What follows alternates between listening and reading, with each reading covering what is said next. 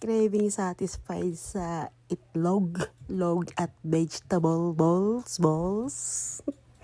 At are na naman tayo, nagbabalik tayo na naman para magluto ng ating kwek-kwek. Sabayan na nga rin natin ang ating vegetable balls. Iyan.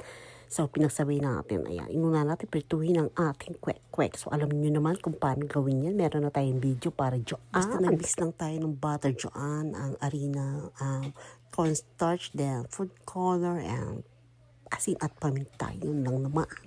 Lagyan na rin natin ng powdered garlic. So, ayan. Yan ang ating kusinera for today's video. Meron pa bang iba? No choice kayo. Kundi yan lang talaga. At yan, napakadali na ng ating lulutuin. Puro pritos laang yan. At yan, alam niyo ng itsura pag bagong gising ang inyong kusinera. At yan, dahil nga prito lang, kaya pritos lang talaga tayo na may konting selfie. Ayan. So, after niya, ipiprepare na natin at ganito ang kinalabasan. Tara mga kabayan, kain tayo. At syempre, hindi mawawala ang ating manusong at ang ating masarap na suka sa ating street foods for today's video. At syempre, mas masarap kainin to habang nanonood tayo ng movie. Tara mag-movie marathon tayo habang kumakain tayo ng street foods. Mangan tayo mga kabayan.